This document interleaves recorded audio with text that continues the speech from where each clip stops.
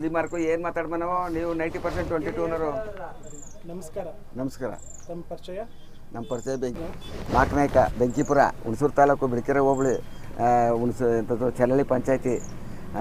ನಾನು 106 ಜಾತಿ 5000 ಗಿಡ ನೆಟ್ಟಿದ್ದೀನಿ. ಅಶ್ವಗಂಧ, ಸರ್ಪಗಂಧ, ರಕ್ತಚಂದನ, ಶ್ರೀಗಂಧ, ಮಾಗೋನಿ, ಒನ್ನೆ, ಬೀಟೆ, ಮದ್ದಿನಲ್ಲಿ, ಎಂಥದ್ದು ನರ್ಲೆಕುಡಿ, ದೊಡ್ಡಿಪತ್ರೆ, ಇದಂಥದ್ದು ನಾಗದಾಳಿ, ಲೋಕಸರ, ಪ್ರತಿಯೊಂದು 106 ಕೆಮಿಕಲ್. ಆಮೇಲೆ ಹಣ್ಣಿನ ಪೈಕಿಲಿ ವೆನಿಲಾ, ಡ್ರ್ಯಾಗನ್ ಫ್ರೂಟು, ಆಮೇಲೆ ಇಂಥದ್ದು ಚಿರಿ, ಅಂಜೂರ, ಚಕ್ಕೆ, ಲವಂಗ, ಹತ್ತಿ, ಮಾವು, ಹಲಸು, ಹುಣಸೆ, ಬಿದಿರು, ಪ್ರತಿಯೊಂದು 15 ಎಕರೆ ಜಮೀನು ಒಳಗೆ ಎಲ್ಲ ತುಂಬಿಟ್ಟಿವ್ನಿ.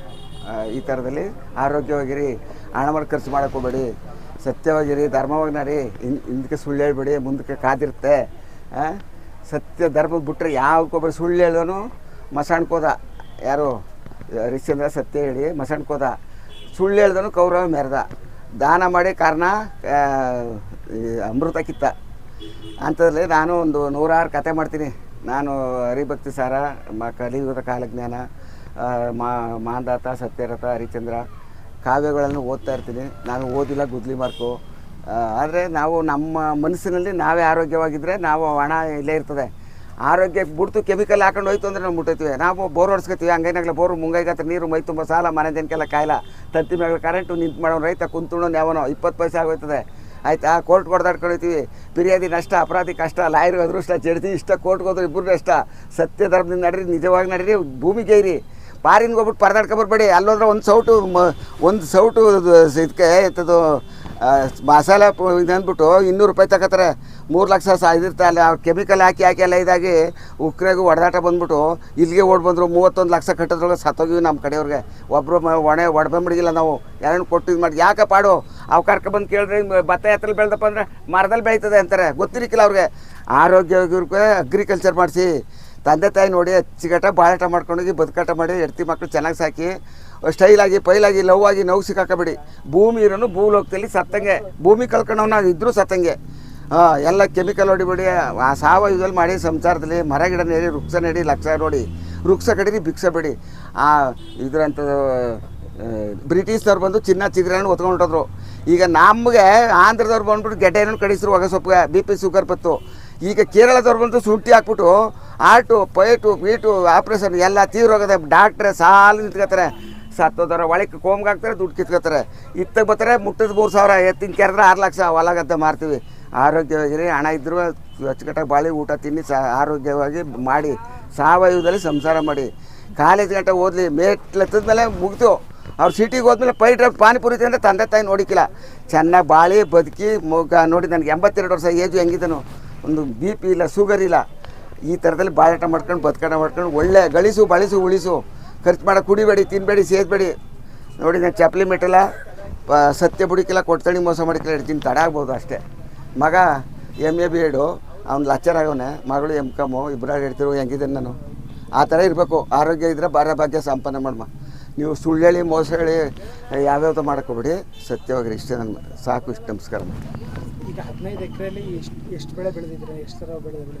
ಮಾವು, ತೆಂಗು, ಅಡಿಕೆ, ಶ್ರೀಗಂಧ, ಮಾಗೋನಿ, ಒನ್ನೆ, ಬೀಟೆ, ಮತ್ತಿ, ತೇಗ, ಆಮೇಲೆ ಎಂಥದ್ದು ಮಾಗನಿ, ಇದು ಕಾಪಿ, ಲೋನಿ, ಅಂಜೂರ, ಚಕ್ಕೆ, ಲವಂಗ, ಇಂಬಿ, ಕಿತ್ಲಿ, ಪ್ರತಿಯೊಂದು ಬೆಳೆ 2 ತೊಟ್ಟಿ. ಅದರಲ್ಲಿ ನಾವು ಸಾವಯವದಲ್ಲಿ ಮಾಡ್ಕೊಂಡು ಸಂಸಾರ ಮಾಡ್ಕೊಂಡಿದ್ದೀವಿ. ಆರೋಗ್ಯ. ಎಷ್ಟು ಗಿಡಗಳು ಬರುತ್ತೆ ನಿಮಗೆ? ಎಲ್ಲ ಒಟ್ಟು ಒಂದು 5000 ಗಿಡ ಹಾಕಿದ್ದು ನನಗೆ ಟೋಟಲಿ. ಈಗ ಅಂತರ ಎಲ್ಲ ಹೆಂಗೆ ಕೊಟ್ಟಿದ್ದಾರೆ? ಅಂತರ ಸಿಲ್ವರು ಇವಕ್ಕೆಲ್ಲ ಬರೀ 6 ಅಡಿ ಕೊಟ್ಟಿವಿ.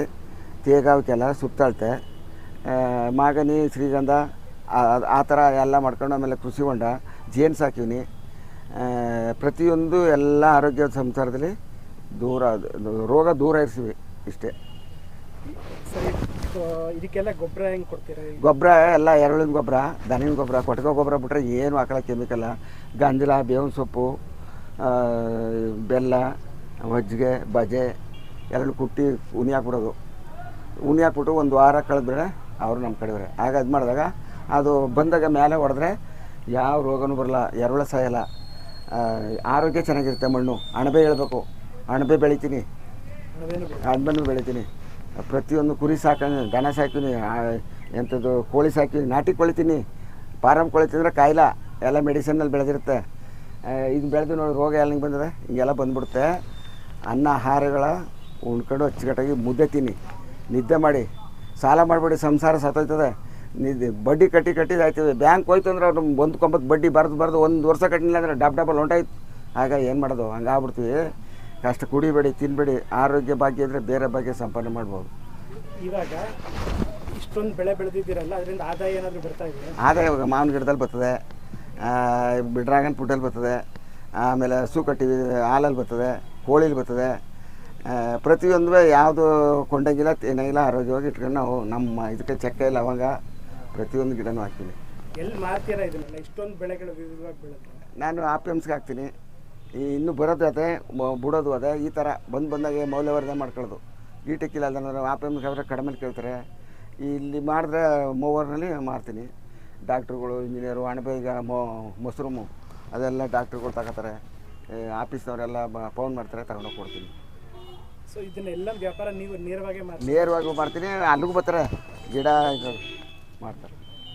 ಅದೆಲ್ಲ ಮಾರಿ ನಾನು ಸುಖವಾಗಿನಿ, ಆರೋಗ್ಯ ಚೆನ್ನಾಗಿರ್ಲಿ. ಸೊ ಎಷ್ಟು ವರ್ಷದಿಂದ ಸಾವಯವ ಕೃಷಿ ಮಾಡ್ತೀನಿ? ನಾನು ಆಲೇ 15 ವರ್ಷ ಆಯಿತು. ಈಗ 40 ವರ್ಷದಲ್ಲಿ ನೆಟ್ಟಿದೆ ತ್ಯಾಗದ ಗಿಡ 500, ಈಗ 1 ಕೋಟಿ 10 ಲಕ್ಷ ಕೊಟ್ಬಿಟ್ಟಿನಿ. ನಮ್ಮದು ಕಡಿಮೆ ಆಯಿತು ಅಂತ ಕೊಡ್ತಾಯಿಲ್ಲ. ಲೈಸೆನ್ಸ್ ಮಾಡಿದ್ವಿ, 1.5 ಲಕ್ಷ ಖರ್ಚಾಯಿತು. ಆದರೂ ಪರವಾಗಿಲ್ಲ, ಮರ ಗಿಡ ಚೆನ್ನಾಗವೆ. ನೀರಾವರಿ ಮಾಡ್ಕೊಂಡು ಕಾಲ ಕಳೀತಾನೆ. ಇಲ್ಲ ಕೃಷಿ ಹೊಂಡ ಮಾಡಿಸೀನಿ, ನೀರಿನ ಕೊಳ ಮಾಡಿಸೀನಿ. ಪ್ರತಿಯೊಂದು ನಮ್ಮ ಸಂಸಾರ ನಾವಿರಬೇಕು. ಆಳ್ಗೆ ಟೈಮ್ ಬಂದಾಗ ಹಾಳು ತಗೋತೀನಿ, ಇಲ್ದೇ ಇದ್ದಾಗ ನಾವು ಮಾಡ್ಕೊತೀವಿ. ಗೊಬ್ಬರದ ಬಿಟ್ಟರೆ ನಾನು ಯಾವುದು ಕೆಮಿಕಲ್ ಹೊಡೆಯಲ್ಲ. ಈ ಥರ ಮಾಡ್ಕೊಂಡು ಸಹ ಇಷ್ಟು ಮುಗಿಸ್ತೀನಿ. ಮುಂದಕ್ಕೆ ಏನೋ ದೇವ್ರಿಗೆ ಹೆಂಗೋ ಆರೋಗ್ಯವಾಗಿರಲಿ. ಇಬ್ಬರಾಳೆ ಹೆಂಗಸರು, ಒಬ್ಬ ಮಕ್ಕಳಿಗೆ ಒಬ್ಬರಿಗೆ 3 ಆಗ್ತಿರೋದು. ತಂಗಿನ ಮಾಡ್ಕೊಂಡು ಅಕ್ಕ ತಂಗಿರು ಚೆನ್ನಾಗವ್ರೆ, ಏನೂ ತೊಂದರೆ ಇಲ್ಲ. ನನ್ನ ಆರೋಗ್ಯ ಚೆನ್ನಾಗಿ ಇಟ್ಕೊಂಡಿದ್ದೀನಿ. ಇಷ್ಟೇ ನನ್ನ ಅಭಿಪ್ರಾಯ. ಏನು ಬೇಕಾದ್ರೂ ಮಾಡಿ ಇಷ್ಟೇ.